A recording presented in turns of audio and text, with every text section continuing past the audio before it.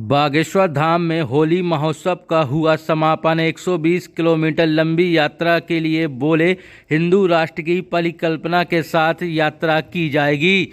देश दुनिया में ख्याति प्राप्त कर चुके बागेश्वर धाम में आज दूसरे दिन भी होली उत्सव मनाया गया और यहां पर बागेश्वर धाम के महाराज धीरेन्द्र कृष्ण शास्त्री ने बिना किसी मंच के देसी अंदाज में भक्तों के बीच जमीन पर खड़े होकर होली का उत्सव मनाया। बागेश्वर धाम में होली का पर्व मनाने के लिए देश के कोने कोने से भक्त पहुंचे हुए थे और इन्हीं भक्तों की होली की उमंग के लिए बागेश्वर धाम महाराज ने आज दूसरे दिन मंदिर परिसर में ही होली का रंग जमाया और अपने भक्तों को बाबा बागेश्वर ने जमकर भजन और होली गीत सुनाकर उन्हें थिरकने को मजबूर कर दिया। बाबा के होली भजन वाले भजनों में भक्त इस कदर मंत्रमुग्ध हो गए कि वह होली के रंग में डूबे नजर आए। इसके पहले 8 मार्च को बागेश्वर महाराज ने पहले दिन की होली हाईटेक और आधुनिक खेली कर भक्तों में उत्साह भर दिया, लेकिन आज की होली में बाबा का अंदाज एकदम देसी नजर आया जो उनके हजारों भक्तों को खूब रास आया। बागेश्वर धाम पावन तीर्थ पर 2 दिन तक होली महोत्सव मनाया गया जो निश्चित तौर पर अद्भुत रहा और बुंदेलखंड का यह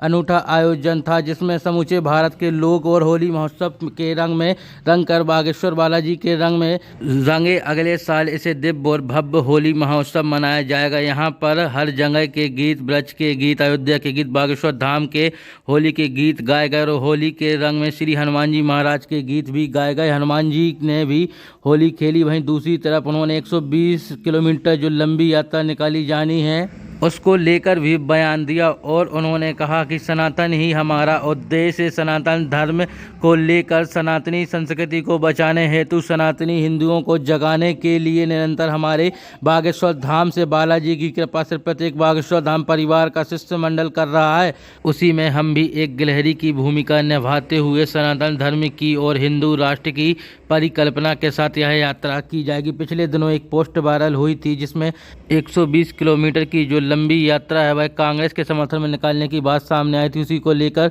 धीरेन्द्र कृष्ण शास्त्री ने कहा है कि हमारी कोई निजी पार्टी नहीं है, हम सभी लोगों से जुड़े हुए हैं और हम सभी पार्टियां हैं और बागेश्वर बालाजी के चरणों में आते हैं और किसी एक निज मत या निज पंथ या निजी विचारधारा में बागेश्वर धाम कभी भी नहीं जुड़ सकता क्योंकि हमारा कोई राजनीतिक विषय नहीं, हमारा तो सनातन धर्म का विषय है, तो कृपा कर ऐसा ना जोड़ा जाए।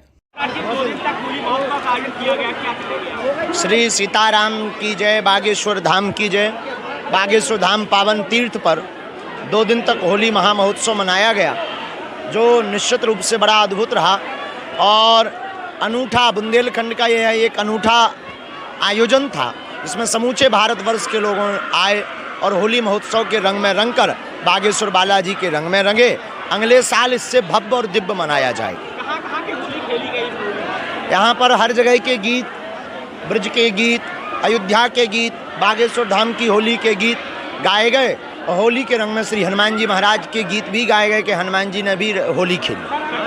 120 किलोमीटर की यात्रा निकाली जाने किस उद्देश्य को लेकर यात्रा निकाली जाए? अब सनातन का ही केवल हमारा उद्देश्य है। सनातन धर्म को लेकर के सनातनीय संस्कृति को बचाने हेतु और सनातनीय हिंदुओं को जगाने के लिए निरंतर हमारे बागेश्वर धाम से बालाजी की कृपा से प्रत्येक बागेश्वर धाम परिवार का शिष्टमंडल कर रहा है। उसी में हम भी एक गिलहरी की भूमिका निभाते हुए सनातन धर्म और हिंदू राष्ट्र की परिकल्पना के साथ ये है इतना यात्रा की जाएगी।